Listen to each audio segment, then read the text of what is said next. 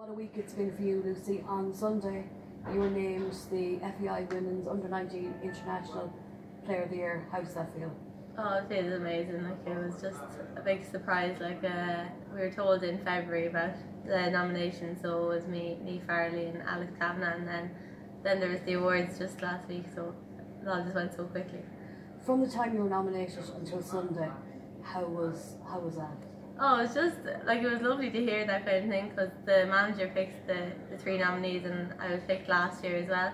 And I remember last year I was thinking, wow, it's just like being nominated is just like such an honour. Like, and then after that, when it happened again, I was kind of like, oh god, it's like, I can't believe it's happened twice in a row. I think as well the fact that you were going to have the men's there and all, and Martin O'Neill and Roy Keane, it probably made it even more special, didn't it? Yeah, no, it's a really cool night. Like, you see all the different kind of categories of the awards. Like, there's I think four or five for the girls, and then there's about 7 or 8 or more for the lads. And it's just interesting to see all the different kind of standards that are out there and all the top players. Good feeling going up to the awards. Did you think you had a chance?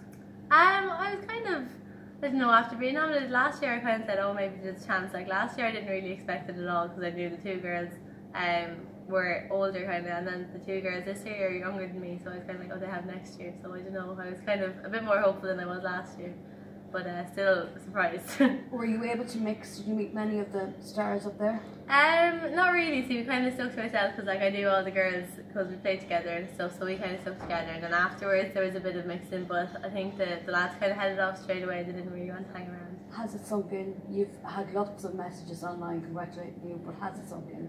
Not really. Like, it just feels like everyone's just been so lovely, and all the messages and everything being so nice. But you know, I don't really know what to make of it, I have to say. It's the type of person who takes everything in their stride. You've always been like that?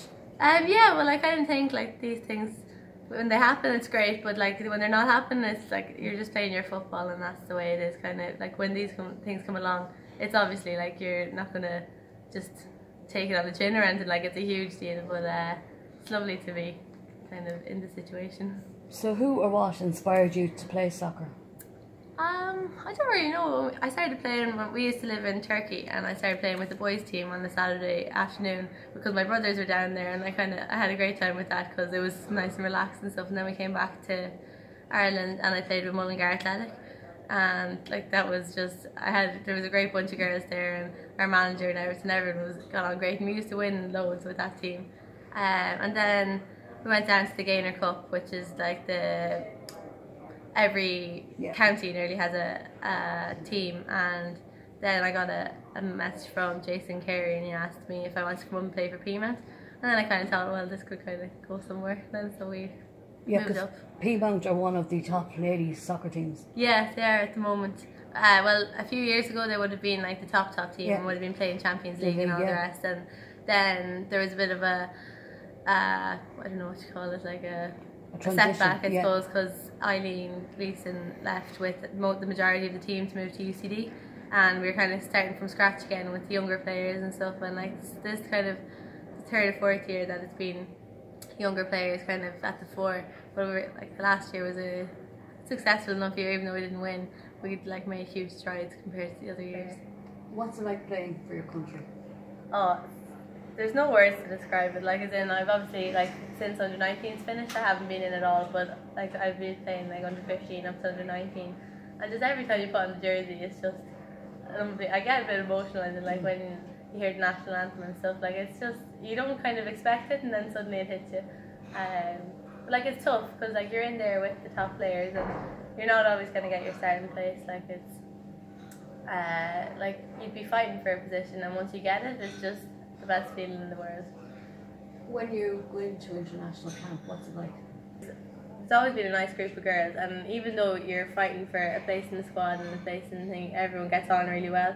So like, you'd be going in for a week at a time or something like that, and staying, and we used to stay in the Maldron up at the airport, and like, everyone just gets on so well. You're in with a roommate, and you get on really well with that person, and then you go training. It used to be twice a day, but they like reduced it back to once a day, because they felt they were overtraining people. And then there'd be like video analysis and stuff on teams you're going to play or teams you have played, and It just feels so professional. You feel like a real professional athlete. You're a dual star, but it's not camogie or football, it's actually soccer and Gaelic football. You're a member of the Westmeath ladies team as well. How do you balance both? It's tough at times. Like, there are clashes, especially since soccer moved from a winter league to a summer league, so they see a lot more clashes, but both my managers are very understanding. Like, they do accommodate me as much as I can, and I'm very lucky in the way it's worked out, because we train Tuesday, Thursday with Piedmont and Wednesday, Friday with Westmeath, so it works out so well that way, and I know I'm blessed that it worked out like that.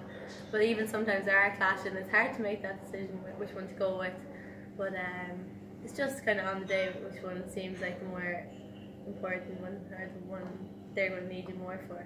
Also, you're involved with St. Olman's back-to-back county champions. Can you do 3 in a row this year?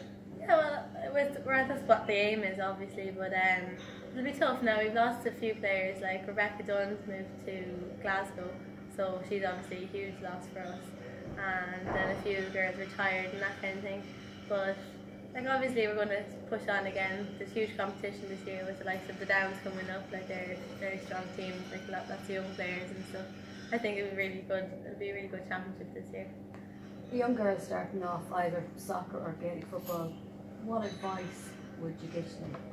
I'd say, like, if you're starting off, just enjoy it is the main thing. Like, that's why you do play your sport, and work hard. Like, as in, things aren't always going to come easy to you. That's what makes when they do come to you, that what makes them so special. You look at lady sport at the moment. You mentioned Stephanie Roach, Cora Staunton, Katie Taylor, Aoife Griffin Ciara Griffin with the Irish ladies rugby team. It's great to see women's sport being out there at the moment.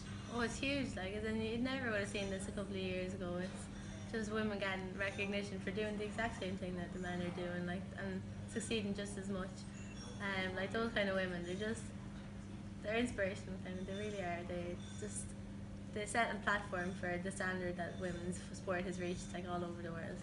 Is that something that has helped you, having people like that being out there? Yeah, like, it's nice to know that, like, you can actually make it and get that far and be that high profile, then that people start to take notice and realise that women's sport is just as good, if not, like, sometimes better than the men's sports. Like, there's no comparison really. Like, they're both equally good as each other, and it's nice to see women, like, actually getting the recognition for it. Well, Lucy, we look forward to chatting to you later on this year on the Sports Girl podcast and following your career. Thank you.